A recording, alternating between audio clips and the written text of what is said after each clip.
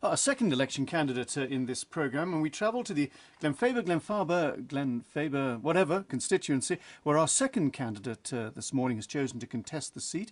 He's Matthew Wadsworth, married, one son. Good morning to you, Mr. Wadsworth. Morning, John. 33, I think I've got that right. That's correct. Lives in St John's, a senior manager in British Gas before moving to the island. He's a bank commercial analyst. Now, you may have to explain to listeners, what is a bank commercial analyst? I work for a bank looking at bits of statistics and numbers to make sure things are commercially viable. You're a statistics man, are you? I am, yes. You say a major bank. Can you tell us which bank? I work for Barclays. Barclays Bank. I put my career on hold, so politics is something of a hiatus. Are you planning to go back to banking after you've had your go in politics?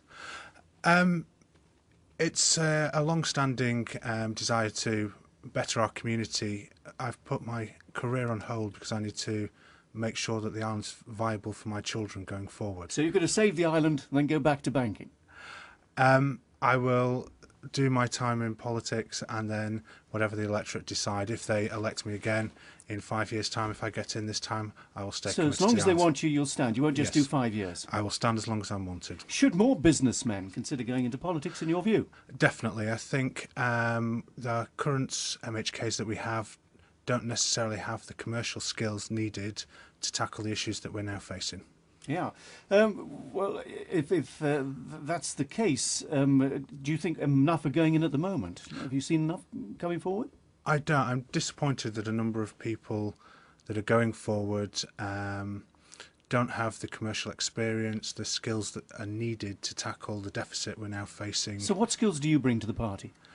I have a lot of experience of analysing different processes and knowing which questions to ask. When you're brought bits of legislature or recommendations from the civil service, it's very important to be able to challenge that data if you feel that it's not correct. Do you have the ability to take the people with you? Because in the next 5 years, people are going to have to be persuaded to tighten their belts and undergo some fairly unpleasant cuts, I think. There is some challenges. We've got to stand in it together. I'm very fortunate that I'm in a similar position to the majority of people on this island. I'm not a multimillionaire here for tax reasons. I'm a normal working family man that is in a similar situation to the majority of the people on the island. Well, you've chosen to contest Glenfaber, which is a farming area. We've just had the Royal Show at Knockaloe. Is the meat plant's future assured? It's a difficult one. It is.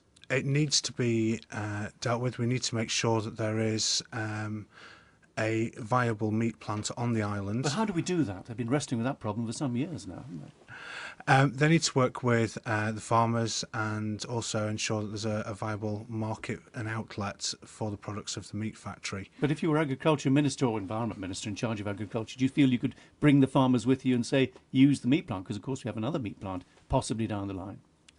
That's something you've got to do when you look at the facts and figures. It has to be, at the end of the day, commercially viable meat plants. We can't keep throwing bad money after bad money after bad money. So if it continues making a loss, you'd knock it on the head? It's got to be done in a way that is, if there is a commercial alternative there that is beneficial to the island, then it needs knocking on the head. If not, it needs that subsidy. Including shipping off the island all our livestock? I don't think shipping things off the island is necessarily the best answer for the Isle of Man.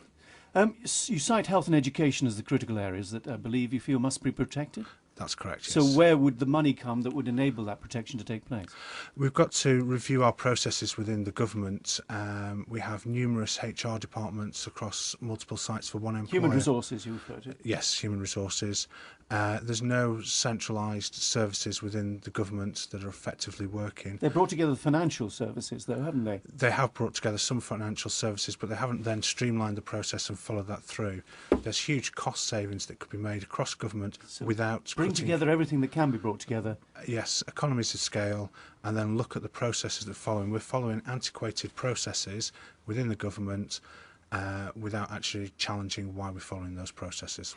Matthew Wadsworth, who's contesting the Glenfaber constituency on the 29th of September. Thank you for joining us this morning. Thank you.